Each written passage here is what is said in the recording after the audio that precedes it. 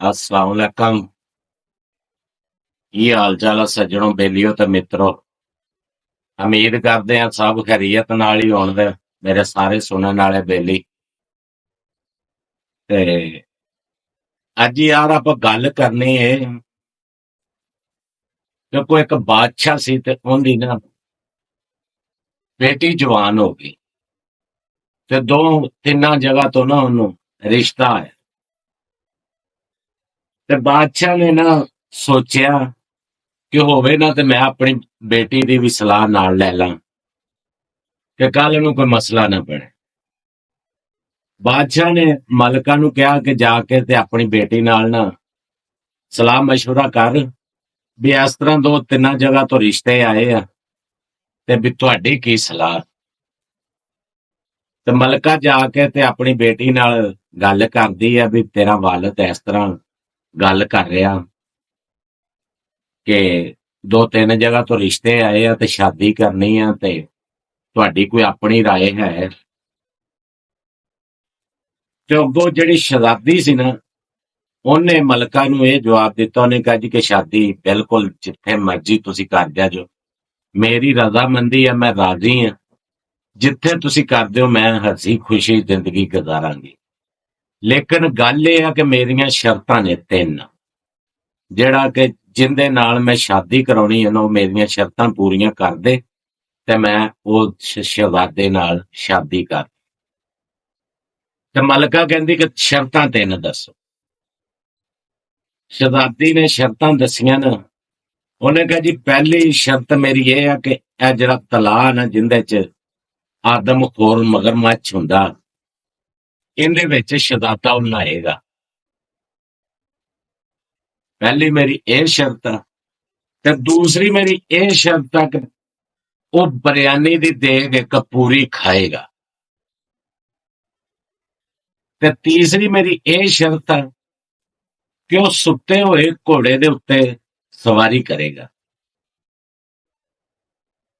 ਖੈਰ ਮਲਕਾ ਨੇ ਸ਼ਰਤਾਂ ਸੁਣੀਆਂ ਤੇ ਸੁਣ ਕੇ ਤੇ ਬੜੇ ਗੁੱਸੇ ਨਾਲ ਆਣ ਕੇ ਨਾ ਬਾਦਸ਼ਾਹ ਨੂੰ ਇਹ ਸ਼ਰਤਾਂ ਦਾ ਦੱਸਣ ਲੱਗੀ ਕਿ ਤੁਹਾਡੀ ਜਿਹੜੀ ਬੇਟੀ ਹੈ ਸ਼ਹਿਜ਼ਾਦੀ ਹੈ ਨਾ, ਵੀ ਯਾਨੀ ਕਿ ਉਹ ਰਾਜ਼ੀ ਹੈ। ਉਹ ਕਹਿੰਦੀ ਹੈ ਕਿ ਜਿੱਥੇ ਤੁਸੀਂ ਸ਼ਾਦੀ ਕਰੋਗੇ ਮੈਂ ਰਜ਼ਾਮੰਦ ਹਾਂ, ਲੇਕਿਨ ਮੇਰੀਆਂ ਤਿੰਨ ਸ਼ਰਤਾਂ ਨੇ। ਤੇ ਸ਼ਰਤਾਂ ਦੱਸੀਆਂ ਬਾਦਸ਼ਾਹ ਨੂੰ ਜਦੋਂ ਮਲਕਾ ਨੇ ਤੇ ਬਾਦਸ਼ਾਹ ਹੱਸਣ ਲੱਗ ਪਿਆ। ਬਾਦਸ਼ਾਹ ਜਦੋਂ ਹੱਸਣ ਲੱਗ ਪਿਆ ਨਾ ਤੇ ਉਹਨੇ ਮਲਕਾ ਨੂੰ ਕਿਹਾ, ਉਹਨੇ ਕਿਹਾ ਦੇਖ ਕਿ ਜਦੋਂ ਮੈਂ ਤੇਰੇ ਨਾਲ ਸ਼ਾਦੀ ਕੀਤੀ ਤੂੰ ਵੀ ਤਾਂ ਤਿੰਨ ਸ਼ਰਤਾਂ ਰੱਖੀਆਂ ਸੀ, ਮੈਂ ਵੀ ਸ਼ਰਤਾਂ ਪੂਰੀਆਂ ਕਰਕੇ ਤੇਰੇ ਨਾਲ ਸ਼ਾਦੀ ਕੀਤੀ। ਤੇ ਲਿਹਾਜ਼ਾ ਇਹ ਆ ਕਿ ਕੋਈ ਨਹੀਂ ਗੱਲ, ਮੇਰੀ ਬੇਟੀ ਹੈ ਸ਼ਹਿਜ਼ਾਦੀ ਹੈ, ਉਹਦੀਆਂ ਸ਼ਰਤਾਂ ਜਿਹੜਾ ਸ਼ਹਿਜ਼ਾਦਾ ਪੂਰੀਆਂ ਕਰੇਗਾ ਉਹਦੇ ਨਾਲ ਸ਼ਾਦੀ ਕਰ ਲੇਗਾ। ਖੈਰ ਇਹ ਗੱਲਬਾਤ ਚੱਲਦੀ ਤੋਂ ਨਾ ਬਾਦਸ਼ਾਹ ਨੇ ਦੋ ਬਾਦਸ਼ਾਹੀਆਂ ਦੇ ਵਿੱਚੋਂ ਦੋ ਸ਼ਹਿਜ਼ਾਦੇ ਸੱਦ ਲਏ। ਸ਼ਹਿਜ਼ਾਦੇ ਆਪਣੇ ਨੌਕਰਾਂ ਨਾਲ ਗੁਲਾਮਾਂ ਨਾਲ ਜਦੋਂ ਉਸ ਬਾਦਸ਼ਾਹ ਦੇ ਕੋਲ ਪਹੁੰਚੇ ਤੇ ਬਾਦਸ਼ਾਹ ਨੇ ਸ਼ਾਹੀ ਤਰੀਕੇ ਨਾਲ ਉਹਨਾਂ ਦੇ ਖਾਣੇ ਛਾਣੇ ਪਕਾਏ, ਉਹਨਾਂ ਦੀ ਖਾਤਰ ਸੇਵਾ ਕੀਤੀ ਬਾਦਸ਼ਾਹੀ ਤਰੀਕੇ ਨਾਲ। ਉਹ ਵੀ ਆਖਰ ਸ਼ਹਿਜ਼ਾਦੇ ਸੀ। ਤੇ ਜਦੋਂ ਖਾਣਾ ਛਾਣਾ ਖਵਾ ਕੇ ਤੇ ਫਿਰ ਉਹਨੇ ਬਾਦਸ਼ਾਹ ਨੂੰ ਸ਼ਹਿਜ਼ਾਦਿਆਂ ਨੂੰ ਇਹ ਗੱਲ ਕੀਤੀ ਕਿ ਮੇਰੀ ਬੇਟੀ ਦੀਆਂ ਮੇਰੀ ਸ਼ਹਿਜ਼ਾਦੀ ਦੀਆਂ ਤਿੰਨ ਸ਼ਰਤਾਂ ਨੇ, ਜਿਹੜਾ ਸ਼ਹਿਜ਼ਾਦਾ ਉਹਦੀਆਂ ਸ਼ਰਤਾਂ ਪੂਰੀਆਂ ਕਰ ਲਏਗਾ ਮੈਂ ਉਹਦੇ ਨਾਲ ਉਹਦੀ ਸ਼ਾਦੀ ਕਰ ਦਿਆਂ। ਇੱਕ ਸ਼ਹਿਜ਼ਾਦਾ ਜਿਹੜਾ ਸੀ ਨਾ ਉਹ ਸੀ ਥੋੜਾ ਜਿਹਾ ਕਮਜ਼ੋਰ ਤੇ ਕਮਦੀਲਾ। ਉਹਨੇ ਜਦੋਂ ਇਹ ਗੱਲ ਸੁਣੀ ਨਾ, ਉਹ ਸੁਣ ਕੇ ਤੇ ਉਹਨੇ ਕਿਹਾ ਨਾ ਬਾਬਾ, ਮਗਰਮੱਛ ਵਾਲੇ ਤਲਾਅ ਦੇ ਵਿੱਚ ਨਹਾ ਕੇ ਤੇ ਉਹਦਾ ਕੌਣ ਲੁਕਮਾ ਬਣੇ, ਕੌਣ ਮੌਤ ਨੂੰ ਮਾਸੀ ਕਵੇ, ਮੈਂ ਨਹੀਂ ਇਹ ਜਿਹੜਾ। ਤਿੰਨੇ ਸ਼ਰਤਾਂ ਮੇਰੇ ਤੋਂ ਭਾਲੀਆਂ। ਉਹ ਡਰਦਾ ਹੀ ਸਾਈਡ ਤੇ ਹੋ ਗਿਆ। ਜਦੋਂ ਸਾਈਡ ਤੇ ਹੋ ਗਿਆ ਤੇ ਦੂਸਰਾ ਸ਼ਹਿਜ਼ਾਦਾ ਦਲੇਰ ਵੀ ਸੀ ਤੇ ਸਿਆਣਾ ਵੀ ਸੀ। ਉਹਨੂੰ ਤਿੰਨੇ ਸ਼ਰਤਾਂ ਦੱਸੀਆਂ ਗਈਆਂ। ਗੱਲ ਸ਼ਾਰਟ ਕਰਦੇ ਆ, ਲੰਮੀ ਨਾ ਹੋਵੇ, ਭਰਾਵਾਂ ਦਾ ਟਾਈਮ ਨਾ ਜ਼ਾਇਆ ਹੋਵੇ, ਇਸ ਕਰਕੇ ਜਦੋਂ ਤਿੰਨੇ ਸ਼ਰਤਾਂ ਦੱਸੀਆਂ ਗਈਆਂ, ਪਹਿਲੀ ਸ਼ਰਤ ਉਹਨਾਂ ਨੇ ਕਿਹਾ ਸ਼ਹਿਜ਼ਾਦੀ ਨੂੰ ਬੁਲਾਓ, ਸ਼ਰਤਾਂ ਦੱਸੇ। ਜਦੋਂ ਸ਼ਹਿਜ਼ਾਦੀ ਆਈ ਉਹਨੇ ਕਿਹਾ ਕਿ ਇਹ ਤਲਾਅ ਦੇ ਵਿੱਚ ਨਹਾਉਣਾ, ਇਹਦੇ ਚ ਆਦਮਖੋਰ ਮਗਰਮੱਛ। ਤੇ ਉਹ ਸ਼ਹਿਜ਼ਾਦਾ ਕਹਿੰਦਾ ਕਿ ਇਹਦੇ ਚ ਮੈਂ ਕੱਲ ਨਹਾਵਾਂ। ਬਾਅਦ 'ਚ ਸ਼ਹਿਜ਼ਾਦੀ ਕਹਿੰਦੀ ਠੀਕ ਹੈ। ਜਦੋਂ ਸੁਬਾਹ ਰਾਤ ਹੋਈ ਤੇ ਉਸ ਸ਼ਹਿਜ਼ਾਦੇ ਨੇ ਆਪਣੇ ਨੌਕਰਾਂ ਨੂੰ ਕਿਹਾ, ਮੁਲਾਜ਼ਮਾਂ ਨੂੰ ਕਿਹਾ ਕਿ ਇਹਦੇ ਵਿੱਚੋਂ ਨਾ ਮਗਰਮੱਛ ਫੜੋ, ਫੜ ਕੇ ਤੇ ਕਿਸੇ ਹੋਰ ਦਰਿਆ ਦੇ ਵਿੱਚ ਛੱਡਿਓ, ਤਲਾਅ ਖਾਲੀ ਕਰ ਦਿਓ। ਹਰ ਮੁਲਾਜ਼ਮਾਂ ਨੇ ਫੜਿਆ ਮਗਰਮੱਛ, ਮਗਰਮੱਛ ਫੜ ਕੇ ਤੇ ਹੋਰ ਤਲਾਅ ਦੇ ਵਿੱਚ ਛੱਡਿਆ। ਸੁਬਾਹ ਹੋਈ ਤੇ ਸੁਬਾਹ ਜਦੋਂ ਉੱਠਿਆ ਸ਼ਹਿਜ਼ਾਦਾ ਤੇ ਸਾਰੀ ਦੁਨੀਆ ਵੀ ਇਕੱਠੀ ਹੋਈ ਤੇ ਸ਼ਹਿਜ਼ਾਦੇ ਨੇ ਮਾਰੀ ਛਾਲ ਤੇ ਤਲਾਅ ਦੇ ਵਿੱਚ ਨਹਾ ਲਿਆ। ਨਹਾ ਕੇ ਜਦੋਂ ਬਾਹਰ ਨਿਕਲਿਆ ਤੇ ਸ਼ਹਿਜ਼ਾਦੀ ਨੇ ਕਿਹਾ ਕਿ ਇਹਦੇ ਵਿੱਚ ਮਗਰਮੱਛ ਸੀ, ਉਹ ਕਿੱਧਰ ਗਿਆ? ਤੇ ਸ਼ਹਿਜ਼ਾਦੇ ਨੇ ਕਿਹਾ ਵੀ ਤੁਹਾਡੀ ਮੇਰੀ ਗੱਲ ਸੀ ਇਹਦੇ ਵਿੱਚ ਨਹਾਉਣ ਦੀ, ਮਗਰਮੱਛ ਦੀ ਨਹੀਂ ਸੀ। ਮਗਰਮੱਛ ਮੈਂ ਰਾਤੀ ਫੜਾ ਕੇ ਤੇ ਹੋਰ ਦਰਿਆ ਦੇ ਵਿੱਚ ਸੁੱਟਤਾ ਸੀ। ਸ਼ਹਿਜ਼ਾਦੀ ਹੱਸੀ ਨਾਲੇ ਖੁਸ਼ ਹੋਈ, ਉਹਨੇ ਕਿਹਾ ਮੈਨੂੰ ਇਹ ਤੇਰੀ ਸ਼ਰਤ ਮਨਜ਼ੂਰ। ਹੁਣ ਦੂਸਰੀ ਗੱਲ ਰਹਿ ਗਈ ਦੇਗ ਦੀ, ਬਿਰਿਆਨੀ ਦੀ ਦੇਗ ਖਾਣੀ ਸੀ। ਦੁਨੀਆ ਉੱਥੇ ਵੀ ਸਾਰੀ ਇਕੱਠੀ ਹੋ ਗਈ। ਜਦੋਂ ਇਕੱਠੀ ਹੋ ਗਈ ਤੇ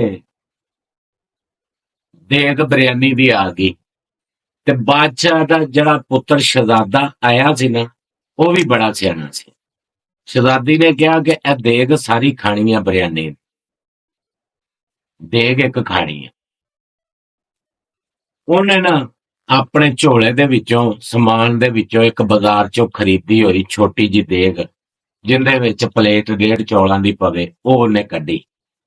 ਕੱਢ ਕੇ ਤੇ ਜਿਹੜੀ ਬਿਰਿਆਨੀ ਦੀ ਦੇਗ ਆਈ ਸੀ ਨਾ, ਉਹਦੇ ਵਿੱਚੋਂ ਭਰੀ ਉਹਨੇ ਦੇਗ ਭਰ ਕੇ ਤੇ ਖਾ ਲਈ। ਤੇ ਸ਼ਹਿਜ਼ਾਦੀ ਫੇਰ ਹੱਸੀ। ਸ਼ਹਿਜ਼ਾਦੀ ਹੱਸੀ, ਉਹਨੇ ਕਿਹਾ ਜੀ ਮੇਰੀ ਤੁਹਾਡੀ ਗੱਲ ਇਹ ਸੀ ਕਿ ਦੇਗ ਚੌਲਾਂ ਦੀ ਖਾਣੀ ਹੈ, ਇਹ ਨਹੀਂ ਸੀ ਗੱਲ ਹੋਈ ਕਿ ਵੱਡੀ ਜਾਂ ਛੋਟੀ ਦੀ, ਦੇਗ ਦੀ ਗੱਲ ਹੋਈ ਸੀ। ਦੇਗ ਮੈਂ ਖਾ ਲਈ ਹੈ। ਸ਼ਹਿਜ਼ਾਦੀ ਫੇਰ ਹੱਸੀ ਤੇ ਬੜੀ ਮੁਸਕਰਾਈ ਤੇ ਉਹਨੇ ਕਿਹਾ ਮੈਨੂੰ ਇਹ ਤੁਹਾਡੀ ਸ਼ਰਤ ਮਨਜ਼ੂਰ ਹੈ। ਹੁਣ ਆ ਗਈ ਤੀਸਰੀ ਸ਼ਰਤ ਦੀ ਵਾਰੀ, ਸੁੱਤੇ ਘੋੜੇ ਦੇ ਉੱਤੇ ਸਵਾਰੀ ਕਰ। ਬਾਦਸ਼ਾਹ ਸ਼ਹਿਜ਼ਾਦੇ ਨੇ ਕਿਹਾ ਜੀ ਕਿ ਮੈਂ ਉਹਦੇ ਤੇ ਕੱਲ ਨੂੰ ਸਵਾਰੀ ਕਰਾਂ। ਸ਼ਹਿਜ਼ਾਦਾ ਗਿਆ, ਰਾਤ ਨੂੰ ਬਾਜ਼ਾਰ ਦੇ ਵਿੱਚੋਂ ਘੋੜਾ ਇੱਕ ਨਵਾਂ ਲਿਆਇਆ, ਲਾਲ ਰੰਗ ਦਾ, ਬੜਾ ਸੋਹਣਾ ਸੁਨੱਖਾ। ਸੁਬਾਹ ਹੋਈ ਤੇ ਸ਼ਹਿਜ਼ਾਦੀ ਨੇ ਦੇਖਿਆ ਤੇ ਸ਼ਹਿਜ਼ਾਦੀ ਨੂੰ ਵੀ ਬੜਾ ਪਸੰਦ ਆਇਆ ਉਹ ਘੋੜਾ। ਤੇ ਉਹਨੇ ਨਾ ਪੁੱਛਿਆ ਵੀ ਇਹ ਕਿੱਥੋਂ ਲਿਆਇਆ, ਤੇ ਸ਼ਹਿਜ਼ਾਦਾ ਕਹਿੰਦਾ ਵੀ ਬਾਜ਼ਾਰੋਂ ਲਿਆਇਆ। ਤੇ ਸ਼ਹਿਜ਼ਾਦੀ ਕਹਿੰਦੀ ਵੀ ਇਹਦਾ ਨਾਂ ਕੀ ਰੱਖਿਆ? ਉਦੋਂ ਬਾਦਸ਼ਾਹ ਜਿਹੜੇ ਹੁੰਦੇ ਸੀਗੇ ਘੋੜਿਆਂ ਦੇ ਨਾਂ ਰੱਖਦੇ ਹੁੰਦੇ ਸੀ। ਤੇ ਉਹਨੇ ਕਿਹਾ ਜੀ ਇਹਦਾ ਨਾਂ ਸੁੱਤਾ ਘੋੜਾ, ਸੁੱਤਾ ਘੋੜਾ ਇਹਦਾ, ਤੇ ਇਹਦੇ ਤੇ ਹੁਣ ਮੈਂ ਸਵਾਰੀ ਕਰਨੀ। ਉੱਥੇ ਦੁਨੀਆ ਇਕੱਠੀ, ਮਜਮਾ ਲੱਗਾ ਸੀ। ਉਹਨੇ ਸੁੱਤੇ ਘੋੜੇ ਤੇ ਮਾਰੀ ਛਾਲ, ਛਾਲ ਮਾਰ ਕੇ ਉਹਨੇ ਸਵਾਰੀ ਕੀਤੀ, ਸਫ਼ਰ ਕੀਤਾ। ਵਾਪਸੀ ਆਣ ਕੇ ਸ਼ਹਿਜ਼ਾਦੀ ਨੂੰ ਉਹਨੇ ਕਿਹਾ ਜੀ ਤੀਸਰੀ ਸ਼ਰਤ ਤੁਹਾਡੀ ਪੂਰੀ ਹੋ ਗਈ। ਤੇ ਸ਼ਹਿਜ਼ਾਦੀ ਨੇ ਵੀ ਮੰਨ ਲਿਆ ਕਿ ਤਿੰਨੇ ਸ਼ਰਤਾਂ ਤੁਹਾਡੀਆਂ ਪੂਰੀਆਂ ਹੋ ਗਈਆਂ। ਤੇ ਉਹਨਾਂ ਦੀ ਜਿਹੜੀ ਹੈ ਨਾ, ਸ਼ਹਿਜ਼ਾਦੀ ਕਹਿੰਦੀ ਕਿ ਮੈਂ ਹੁਣ ਤੇਰੇ ਨਾਲ ਸ਼ਾਦੀ ਕਰਨ ਨੂੰ ਤਿਆਰ ਹਾਂ। ਉਹਨਾਂ ਦੀ ਹੱਸੀ ਖੁਸ਼ੀ ਸ਼ਾਦੀ ਹੋਈ। ਸ਼ਾਦੀ ਗੁਜ਼ਾਰੀ ਜਦੋਂ ਉਹਨਾਂ ਨੇ, ਤੇ ਉਸ ਤੋਂ ਬਾਅਦ ਹੁਣ ਭਰਾਵਾਂ ਨੂੰ ਗੱਲ ਸੁਣਾਉਣ ਦਾ ਮਕਸਦ ਇਹ ਆ ਕਿ ਬੰਦਾ ਦਲੇਰੀ ਦੇ ਨਾਲ ਅਕਲਮੰਦ ਹੋਣਾ ਵੀ ਜ਼ਰੂਰੀ ਆ। ਹਰ ਮੈਦਾਨ ਜਿਹੜਾ ਨਾ ਛਾਤੀ ਦੇ ਜ਼ੋਰ ਤੇ ਜਾਂ ਬਾਹਾਂ ਦੇ ਜ਼ੋਰ ਤੇ ਨਹੀਂ ਜਿੱਤਿਆ ਜਾਂਦਾ ਹੁੰਦਾ। ਮੈਂ ਬੜੇ ਜਿਹੇ ਦਲੇਰ ਬੰਦੇ ਜਿਹੜੇ ਆ ਨਾ, ਅਕਲ ਦੀ ਬੇਵਕੂਫੀ ਦੀ ਵਜ੍ਹਾ ਤੋਂ ਮਾਰੇ ਦੇਖੇ। ਤੇ ਲੱਗਦਾ ਗੱਲ ਸੁਣਾਉਣ ਦਾ ਭਰਾਵਾਂ ਨੂੰ ਇਹ ਮਕਸਦ ਆ ਕਿ ਜੇ ਅਗਰ ਰੱਬ ਨੇ ਤਾਕਤ ਦਿੱਤੀ ਹੋਵੇ ਨਾ, ਦਲੇਰੀ ਦਿੱਤੀ ਹੋਵੇ, ਤੇ ਨਾਲ ਥੋੜੀ ਜਿਹੀ ਅਕਲ ਦਾ ਵੀ ਇਸਤੇਮਾਲ ਕਰਿਆ ਕਰੋ।